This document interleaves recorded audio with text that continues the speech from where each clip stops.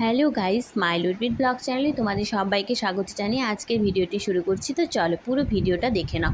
এটা হচ্ছে শনিবার সকালবেলায় মা এখানে পাঁপড় ভাজা করছে, আমরা টিফিন খাবো বলে। তো তার জন্য মা বলেছে ঠিক আছে আমি আগে পাঁপড়টা ভেজে নিই, তারপরে একে একে সবাইকে টিফিন দিয়ে দেবো।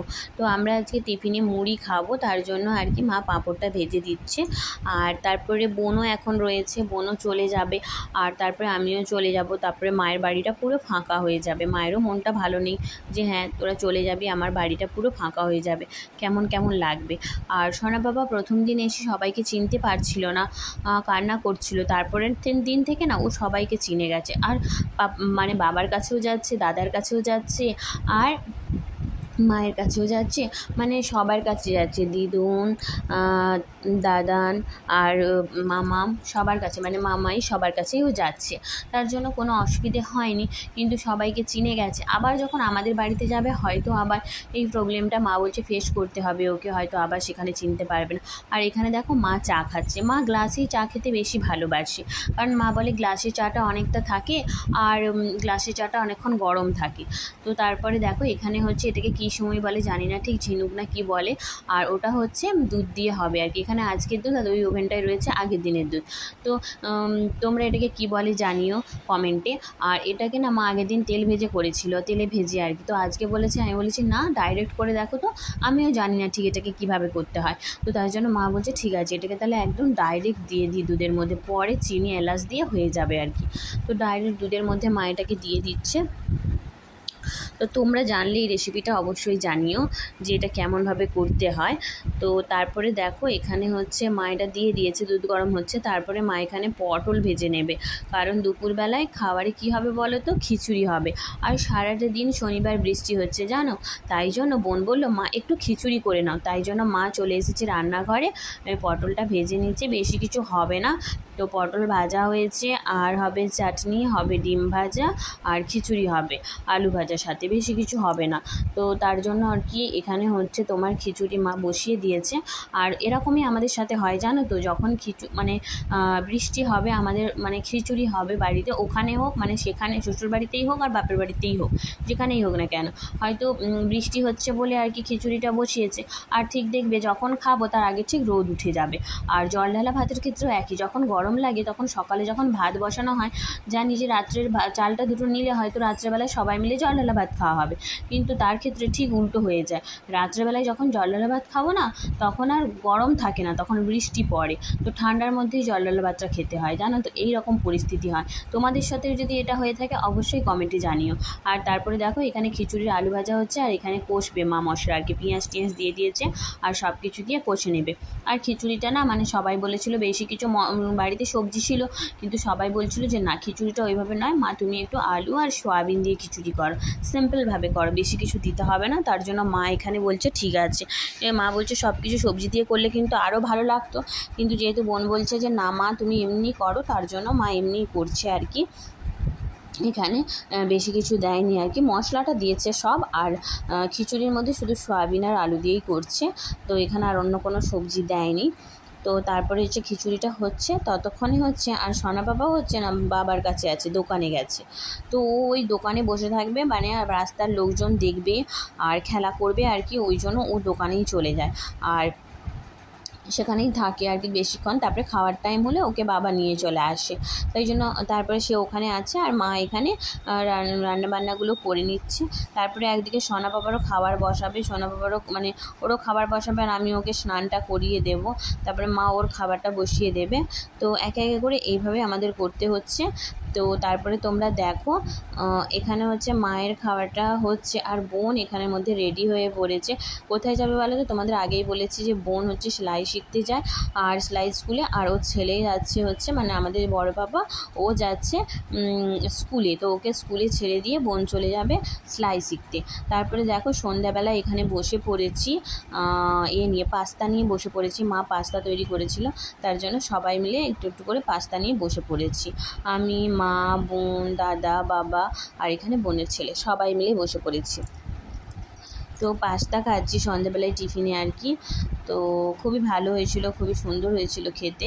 আর দেখো ও বলছে যে আমিও মা আসি তোমার সাথে একসাথে দুজনে খাই, যে ঠিক আছে। তাই জন্য দুজনে মিলে একসাথে খাচ্ছি।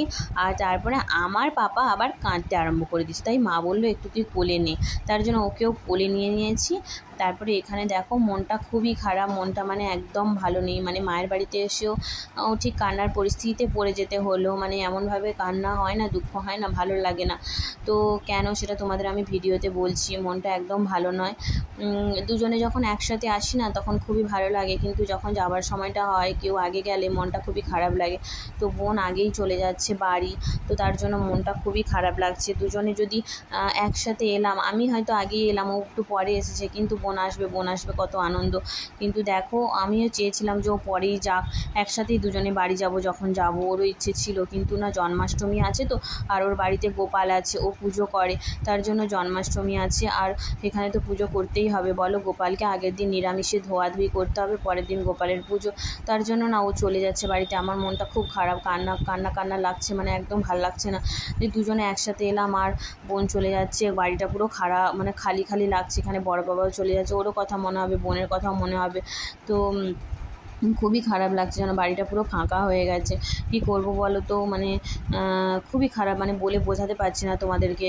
দেখবে যখন দু বোন একসাথে থাকা হয় না মায়ের বাড়িতে এসে, তখন তার মধ্যে যদি একজন বাড়িতে মানে চলে যায় আর একজন থাকি না, তখন বাড়িটা যেন ফাঁকা ফাঁকা লাগে। দু বোনের মধ্যে কত গল্প, কত আনন্দ, কত কথা। আর তারপরে যখন চলে যায় তখন সবারই খারাপ লাগছিল, বাবা মা সবারই খারাপ লাগছিল, দাদারও খারাপ লাগছিল।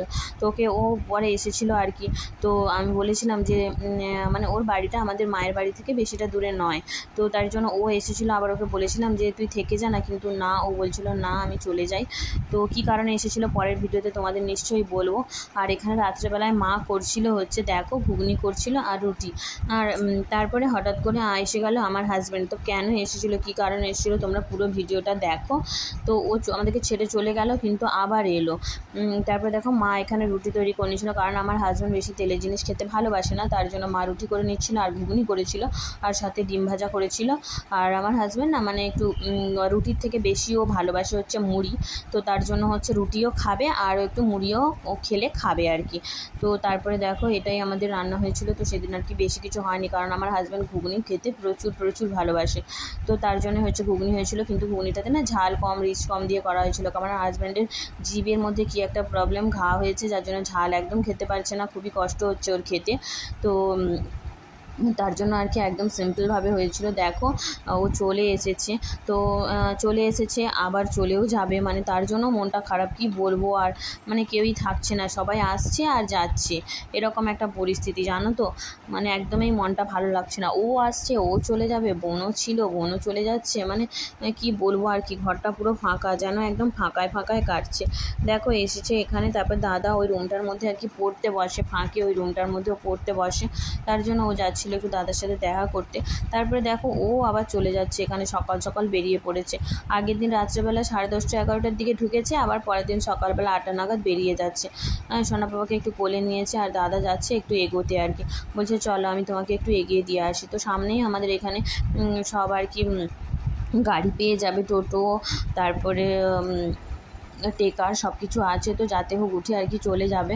মানে মনটা আরও ভালো লাগছে না, যে ঘরটা পুরোই ফাঁকা হয়ে গেছে জানো তো। মানে আবার আমরা চলে গেলে তো মা বাবার মন আরও খারাপ হয়ে যাবে, কারণ একদমই পুরো বাড়িটা ফাঁকা হয়ে যাবে। তো তার জন্য দেখো এখানে ও যাচ্ছে, সোনা পাপাকে নিয়ে যাচ্ছে। আমি আবার একটু গেটের কাছে যাব, গিয়ে সোনা পাপাকে নিয়ে নেব, ও তারপরে চলে যাবে।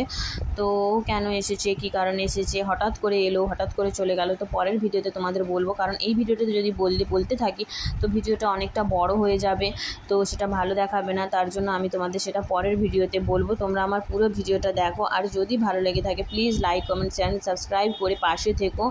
যদি সবাই আমরা একে অপরের পাশে থাকি তাহলে নিশ্চয়ই অনেক দূর এগিয়ে যেতে পারবো। তো চলো এইভাবে একে অপরের সাথে থাকি, পাশে থাকি। আর তারপরে দেখো এখানে বেরিয়ে পড়েছে, তো মনটা সত্যি ভালো লাগছে না। তোমরা আমার পাশে থেকো, ভালো থেকো, এবং পুরো ভিডিওটা দেখার জন্য অসংখ্য ধন্যবাদ।